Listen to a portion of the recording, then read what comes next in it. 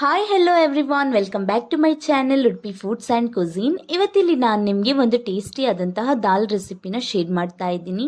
Daily ಒಂದೇ ಥರ ದಾಲ್ ಮಾಡಿ ನಿಮಗೆ ಬೋರ್ ಆಗಿದ್ರೆ ಈ ರೆಸಿಪಿನ ಟ್ರೈ ಮಾಡಿ ನೋಡಿ, ಡೆಫಿನೆಟ್ ಆಗಿ ಇಷ್ಟ ಆಗೇ ಆಗುತ್ತೆ.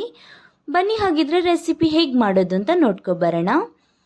ಚಾನೆಲ್ನ ಫಸ್ಟ್ ಟೈಮ್ ನೋಡ್ತಾ ಇದ್ದೀರಾ ಅಂತ ಅಂದರೆ ಪ್ಲೀಸ್ ಸಬ್ಸ್ಕ್ರೈಬ್ ಮಾಡಿ, ಹಾಗೆ ಪಕ್ಕದಲ್ಲಿರೋ ಬೆಲ್ ಐಕನ್ನ ಮರೀದೆ ಕ್ಲಿಕ್ ಮಾಡಿ. ಹೀಗೆ ಮಾಡೋದ್ರಿಂದ ನನ್ನೆಲ್ಲ ಹೊಸ ವಿಡಿಯೋಗಳು ನಿಮಗೆ ನೋಟಿಫಿಕೇಶನ್ ಮೂಲಕ ಬರುತ್ತೆ. ಮೊದಲಿಗೆ ಇಲ್ಲಿ ನಾನು ಒಂದು ಕಂತೆ ಮೆಂತ್ಯ ಸೊಪ್ಪನ್ನ ತಗೊಂಡು ಚೆನ್ನಾಗಿ ಕ್ಲೀನ್ ಮಾಡಿ ಇಟ್ಕೊಂಡಿದ್ದೀನಿ. ಇಲ್ಲಿ ನೋಡ್ಬೋದು ನೀವು. ಇದನ್ನ ಇವಾಗ ಚೆನ್ನಾಗಿ ಕಟ್ ಮಾಡಿಕೊಂಡು ಸೈಡಲ್ಲಿ ಇಟ್ಕೊಬಿಡಿ. ನಂತರ ಇಲ್ಲಿ ಒಂದು ಕುಕ್ಕರ್ಗೆ ನಾನು ಅರ್ಧ ಕಪ್ಪಷ್ಟು ಬೇಳೆನ ತಗೊಂಡಿದ್ದೀನಿ, ತೊಗರಿ ಬೇಳೆನ ತಗೊಂಡಿರೋ ಅಂಥದ್ದು. ಇದನ್ನು ಇವಾಗ ಚೆನ್ನಾಗಿ ಒಂದ್ಸಲ ವಾಶ್ ಮಾಡ್ಕೊಳ್ಳೋಣ. ನಂತರ ಇದಕ್ಕೆ 1/4 ಟೀ ಸ್ಪೂನಷ್ಟು ಉಪ್ಪು, 1/4 ಟೀ ಸ್ಪೂನಷ್ಟು ಅರಿಶಿನ ಪೌಡರ್ನ ಆ್ಯಡ್ ಮಾಡ್ಕೊತಾ ಇದ್ದೀನಿ. ನಂತರ 2 ಕಪ್ಪಷ್ಟು ನೀರನ್ನು ಆ್ಯಡ್ ಮಾಡ್ಕೊತಾ ಇದ್ದೀನಿ. ಇವಾಗ ಇದಕ್ಕೆ ಕುಕ್ಕರ್ ಮುಚ್ಚಳನ ಮುಚ್ಚಿಬಿಟ್ಟು ಒಂದು 4 ವಿಷಲ್ನ ಕೂಗಿಸ್ಕೊತಾ ಇದ್ದೀನಿ. ಬೇಳೆ ಚೆನ್ನಾಗಿ ಸ್ಮ್ಯಾಶ್ ಆಗಬೇಕು, ಅಷ್ಟ ಗಂಟೆ ಇದನ್ನು ನೀವು ಬೇಯಿಸಿ.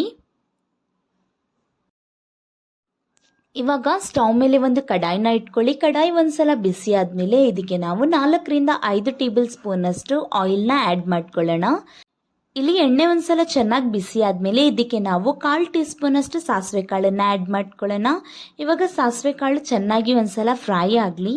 ಒಂದ್ಸಲ ಸಾಸಿವೆ ಕಾಳಲ್ಲಿ ಫ್ರೈ ಆದಮೇಲೆ ಇದಕ್ಕೆ ನಾವು 1/4 ಟೀ ಸ್ಪೂನಷ್ಟು ಜೀರಿಗೆ ಕಾಳನ್ನು ಆ್ಯಡ್ ಮಾಡ್ಕೊಳ್ಳೋಣ. ಇಲ್ಲಿವಾಗ ಜೀರಿಗೆನೂ ಒಂದ್ಸಲ ಫ್ರೈ ಆದಮೇಲೆ ಇದಕ್ಕೆ ನಾವು ಒಣಮೆಣಸನ್ನ 1-2 ಆ್ಯಡ್ ಮಾಡ್ಕೊಳ್ಳೋಣ. ಅದು ಕೂಡ ಚೆನ್ನಾಗಿ ಬಿಸಿ ಆದಮೇಲೆ ಫ್ರೈ ಆದಮೇಲೆ ಇದಕ್ಕೆ ನಾವು ಕರ್ಬೇವಿನ ಸೊಪ್ಪನ್ನ ಕೂಡ ಆ್ಯಡ್ ಮಾಡ್ಕೊಳ್ಳೋಣ ಒಂದು ಸ್ವಲ್ಪ. ಆಮೇಲೆ ಒಂದು ಸ್ವಲ್ಪ ಹಿಂಗ್ ಪೌಡರ್ನ ಕೂಡ ಆ್ಯಡ್ ಮಾಡ್ಕೊತಾ ಇದ್ದೀನಿ. ನಂತರ ಇದಕ್ಕೆ ಒಂದು ದೊಡ್ಡ ಸೈಜ್ ಇರೋ ಈರುಳ್ಳಿನ ಕಟ್ ಮಾಡಿಕೊಂಡು ಆ್ಯಡ್ ಮಾಡ್ಕೊತಾ ಇದ್ದೀನಿ. ಇದನ್ನ ಇವಾಗ ಚೆನ್ನಾಗಿ ಫ್ರೈ ಆಗಕ್ಕೆ ಬಿಡೋಣ.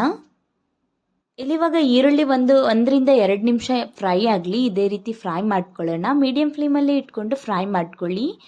ಇವಾಗ ಇದಕ್ಕೆ ನಾವು 1 ಟೇಬಲ್ ಸ್ಪೂನಷ್ಟು ಕಟ್ ಮಾಡಿ ಇಟ್ಕೊಂಡಿರೋ ಶುಂಠಿ ಮತ್ತು ಬೆಳ್ಳುಳ್ಳಿನ ಆ್ಯಡ್ ಮಾಡ್ಕೊಳ್ಳೋಣ. ಇಲ್ಲಿ ನಾನು ಶುಂಠಿ ಬೆಳ್ಳುಳ್ಳಿ ಪೇಸ್ಟ್ ಆ್ಯಡ್ ಮಾಡ್ಕೊಂಡಿಲ್ಲ, ಕಟ್ ಮಾಡೇ ಹಾಕೋತಾ ಇರೋದು.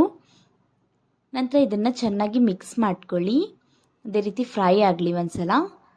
ಇಲ್ಲಿವಾಗ ಇದು ಚೆನ್ನಾಗಿ ಫ್ರೈ ಆಗಿದೆ. ಇದಕ್ಕೆ ನಾವಿವಾಗ 1 ಟೀ ಸ್ಪೂನಷ್ಟು ಚಿಲ್ಲಿ ಪೌಡರ್ನ ಆ್ಯಡ್ ಮಾಡ್ಕೊಳ್ಳೋಣ. ನಂತರ 1 ಟೀ ಸ್ಪೂನ್ ಧನಿಯಾ ಪೌಡರ್ನ ಆ್ಯಡ್ ಮಾಡ್ಕೊಳ್ಳೋಣ. ಇವಾಗ ಇದನ್ನು ಒಂದು ಸ್ವಲ್ಪ ಚೆನ್ನಾಗಿ ಆಯಿಲಲ್ಲಿ ಫ್ರೈ ಮಾಡ್ಕೊಳ್ಳಿ. ನಂತರ ಇದಕ್ಕೆ ನಾವು 2 ಕಟ್ ಮಾಡಿಟ್ಕೊಂಡಿರೋ ಟೊಮ್ಯಾಟೊನ ಆ್ಯಡ್ ಮಾಡ್ಕೊಳ್ಳೋಣ.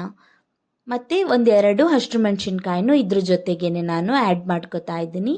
ಇದನ್ನೆಲ್ಲ ಇವಾಗ ಚೆನ್ನಾಗಿ ಫ್ರೈ ಮಾಡ್ಕೊಳ್ಳೋಣ.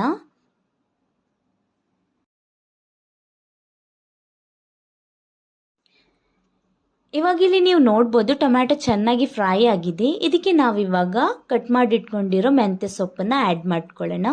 ನಂತರ ಇದನ್ನು 1 ರಿಂದ 2 ನಿಮಿಷ ಇದೇ ರೀತಿ ಇದರಲ್ಲಿ ಫ್ರೈ ಮಾಡ್ಕೊಳ್ಳಿ.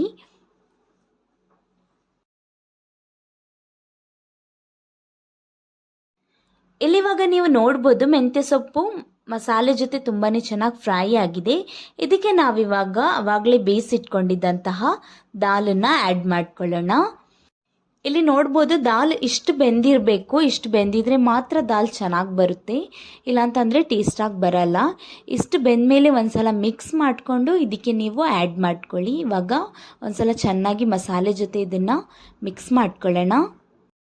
ಇಲ್ಲಿವಾಗ ಮಸಾಲೆ ಜೊತೆ ಇದು ಚೆನ್ನಾಗಿ ಮಿಕ್ಸ್ ಆಗಿದೆ. ಇದಕ್ಕೆ ನಾವಿವಾಗ ನೀರನ್ನ ಆ್ಯಡ್ ಮಾಡ್ಕೊಳ್ಳೋಣ. ನಾನಿಲ್ಲಿ 1.5 ಗ್ಲಾಸಷ್ಟು ನೀರನ್ನು ಆ್ಯಡ್ ಮಾಡ್ಕೊತಾ ಇದ್ದೀನಿ. ಮತ್ತು ನೀವು ನಿಮ್ಮ ನೀರಿನ ಕನ್ಸಿಸ್ಟೆಂಟ್ ನೋಡ್ಕೊಂಡು ಆ್ಯಡ್ ಮಾಡ್ಕೊಳ್ಳಿ. ಒಂದು ವೇಳೆ ನೀವು ಬೇಳೆ ಬೇಯಿಸ್ಬೇಕಾದ್ರೆ ಜಾಸ್ತಿ ನೀರು ಹಾಕಿದ್ದಿದ್ರೆ ಇಲ್ಲಿ ಕಮ್ಮಿ ಆ್ಯಡ್ ಮಾಡ್ಕೊಳ್ಳಿ. ನಾನು ಕಮ್ಮಿನೇ ಆ್ಯಡ್ ಮಾಡ್ಕೊಂಡಿದ್ದೆ. ಅದು ಸ್ವಲ್ಪ ಗಟ್ಟಿಯಾಗಿ ಕಾಣಿಸ್ತಾ ಇದೆ ನನಗೆ. ಮತ್ತು ಇದನ್ನು ಇವಾಗ ಕುದಿಸ್ತೀವಲ್ಲ ಮತ್ತೆ ಇದು ಗಟ್ಟಿಯಾಗಿಬಿಡುತ್ತೆ. ಅದಕ್ಕೋಸ್ಕರ ನಾನಿಲ್ಲಿ 1.5 ಗ್ಲಾಸಷ್ಟು ನೀರನ್ನು ಆ್ಯಡ್ ಮಾಡ್ಕೊಂಡಿರೋ ಅಂಥದ್ದು. ಇಲ್ಲಿವಾಗ ನನಗೆ ಸ್ವಲ್ಪ ಉಪ್ಪು ಬೇಕು ಅಂತ ಅನ್ನಿಸ್ತಾ ಇದೆ, ಅದಕ್ಕೋಸ್ಕರ ನಾನಿಲ್ಲಿ ಉಪ್ಪು ಆ್ಯಡ್ ಮಾಡ್ಕೊತಾ ಇದ್ದೀನಿ. ನೀವು ನಿಮ್ಮ ಟೇಸ್ಟ್ ಅಕಾರ್ಡಿಂಗ್ ಉಪ್ಪನ್ನು ಆ್ಯಡ್ ಮಾಡ್ಕೊಳ್ಳಿ. ಇವಾಗ ಇದನ್ನು ಒಂದ್ಸಲ ಕುದಿ ಬರಕ್ಕೆ ಬಿಡೋಣ.